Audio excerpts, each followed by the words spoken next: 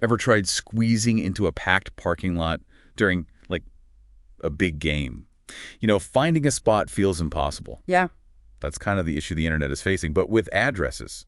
It's called IPv4. Yeah, it's a great analogy because just like parking spots, we're running out of unique IPv4 addresses, to give every device on the internet its own little spot.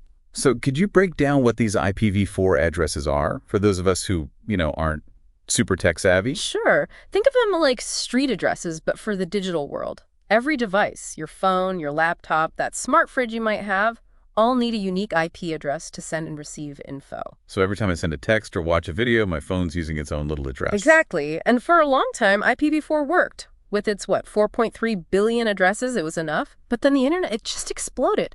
Now we have smartphones, tablets, smart homes, everything's getting smart. Cities, too, all needing IP addresses. And, well, we're running out. Okay, so that's where IPv6 comes in, like the bigger parking lot.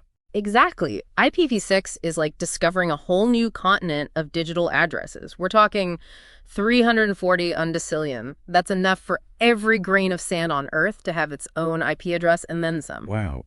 Okay, that's a lot of addresses. So why aren't we all using it already? Problem solved, right? Well, not quite. The big hurdle is compatibility. It's like trying to fit, a square peg in a round hole. IPv4 and IPv6, they're just fundamentally different, like two languages that don't understand each other.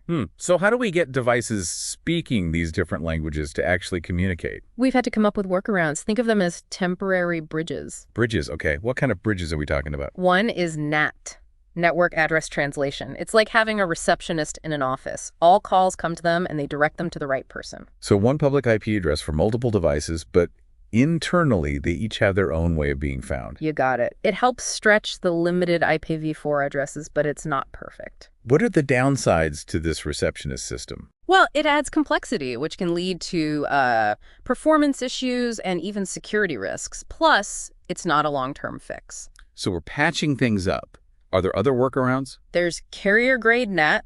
Imagine a whole neighborhood sharing one mailbox. Here, ISPs, those internet companies, give a single IP address to many customers. That sounds even more complex. What problems does that cause? Oh, all sorts. Application issues, harder to track online activity, and more congestion during peak hours, like everyone trying to check their mail at once. So are these workarounds just delaying the inevitable? It's a bit like that. They're keeping us connected, but they're not ideal, especially for developing countries. Right. What challenges do those countries specifically face with this transition? Well, these workarounds, they're expensive to run. Upgrading and training people, it's a burden for countries with limited resources. So it's an accessibility issue. Those who can afford it get a better internet, and others get left behind. Exactly. And it's not just speed. Imagine needing vital information, but being blocked. Because your network can't communicate with the newer ones, it creates a digital divide. That makes sense. And it brings us to media and free speech. Yeah. Is this divide impacting how information flows? Absolutely. It can limit the growth of smaller media outlets, especially where diverse voices are super important. They might not have the resources to keep up. So it's not just about funny cat videos. It's about accessing vital information and sharing your own views. Exactly. It's about a level playing field for everyone. So many questions about how to make this transition smoother and more inclusive. But before we jump into solutions, what exactly is preventing a quick shift to IPv6? Yeah, that's a great question. There are several factors, some technical, some economic, even political. It's easy to think we can just, upgrade everything. But I'm guessing it's a bit more complicated than that. Oh, definitely. It's not as simple as flipping a switch. Right. Imagine trying to, modernize an entire city's road system overnight. It'd be chaos, right? Huge investment. The internet's kind of similar. It's this massive network, and changing a core part like its addressing system, that's a big task. Makes sense. What other hurdles are there? Well, the cost. Upgrading to IPv6 means new hardware, software, and training. And that's a major barrier for a lot of organizations, especially in developing countries. Their budgets are already stretched thin. So it becomes a question of priorities. Exactly. Sometimes, the latest internet tech isn't at the top of the list when you have more immediate needs. We talked about the expertise issue, too. If there aren't enough people who know how to implement IPv6, that adds another layer of difficulty. That's key. It's like having a fancy new car, but no one who knows how to drive it. So it's a multifaceted challenge. But there had to be some potential solutions out there. Right. What can be done to encourage a faster and, more importantly, a more equitable adoption of IPv6? One big thing is government support. Incentives. Governments can really push this forward. They can create policies that promote IPv6, like financial aid or tax breaks for organizations making the switch. So a little nudge from the authorities can go a long way. Oh, yeah, for sure. They can also, mandate IPv6 readiness for new devices and networks, make sure everyone's moving in the same direction. That makes sense. Leveling the playing field so everyone's on board with the new standard. What about the big tech companies, the internet providers? Can they help? Absolutely. They have a huge role to play. They can make their products and services IPv6 compatible and offer support to smaller organizations that might be struggling. So collaboration is key. Sharing knowledge between those who have the resources and those who need it. Right, like a rising tide lifting all boats. We mentioned developing countries leapfrogging the IPv4 issue earlier. Can you expand on that? Yeah, what did you mean by that? Think of it like building a new city. You wouldn't start with outdated infrastructure, right? You'd go with the latest tech. It's the same with the internet. Emerging markets, they have this chance to embrace IPv6 right from the start.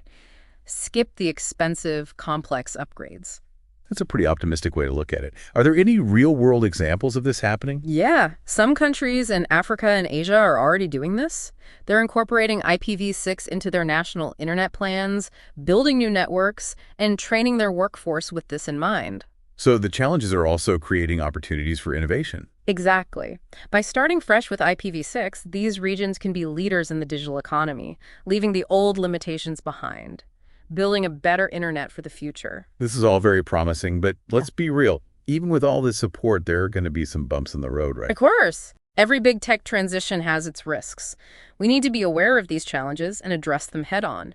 Make sure this transition is smooth and fair. Well, that leads us perfectly into the next part of our deep dive. We'll be exploring some of those potential risks and unintended consequences that might pop up during this shift to IPv6. Welcome back. We've been talking about this shift to IPv6, all the challenges and the opportunities. Right, and like any big change, there are risks, things we need to watch out for. Exactly, like when you're exploring a new city. You might have a map, but there are always unexpected detours, hidden alleyways. That's a good way to put it. And the same goes for this IPv6 transition. Let's talk security. A lot of experts say IPv6 is more secure than IPv4. But could the actual transition, the process of switching over, could that create new problems, new vulnerabilities? It's a good question, and it's a valid concern. Think of it like renovating a house. The end result, yeah, it's going to be more secure, more modern, but during the construction, things are exposed, right? It's a messy process. So it's not just about the technology itself, but how we manage the whole transition. Exactly. It's about careful planning. And those IT professionals, they need to be ready. Yep. They need to know the best practices for both IPv4 and IPv6 security. Makes sense. We also touched on network fragmentation. Like, what happens if some parts of the internet are using IPv6 and others are still on IPv4? Could that cause connectivity issues? Oh, absolutely. Imagine if different parts of a city had different train tracks, like different sizes. The trains might work fine on their own tracks, but trying to connect them, that's a nightmare. So we could have parts of the internet that can't talk to each other effectively. Yeah, that's the risk. And it's a big concern for developing countries. They might be lagging behind in adopting IPv6, and this could really limit their access to information, hurt their economies even. This is all but daunting. So what can we do? How do we make this transition smoother, safer? Well, it all comes back to collaboration. Governments, industry leaders, tech experts, they all need to work together, like a well-coordinated team. Everyone on the same page. Right. And we need strong testing systems. Think of them like safety inspectors, making sure this new infrastructure is solid. And we can't forget about education. Absolutely.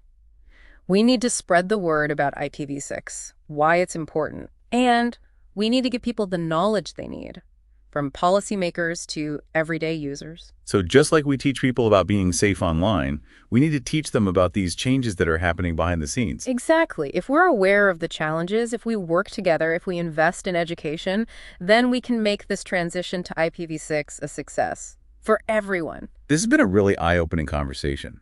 It's clear that this shift to IPv6, it's complicated, it's challenging, but it's absolutely essential for the future of the internet. It really is. It's like we're building a bridge to the future of connectivity. And yeah, there might be some bumps along the way, but if we plan carefully, if we all put in the effort, we can make sure everyone crosses that bridge safely. So to all our listeners out there, remember, The internet's always changing. Right. This move to IPv6, it's just one chapter in a much bigger story. Stay curious, stay informed, and stay connected. And as we wrap up, we encourage you to, learn more about this topic. Think about how you can contribute to a smoother transition in your own little corner of the world. The future of the internet, it's something we build together. Thanks for joining us on this deep dive into the world of internet addressing. Until next time, keep exploring, keep learning.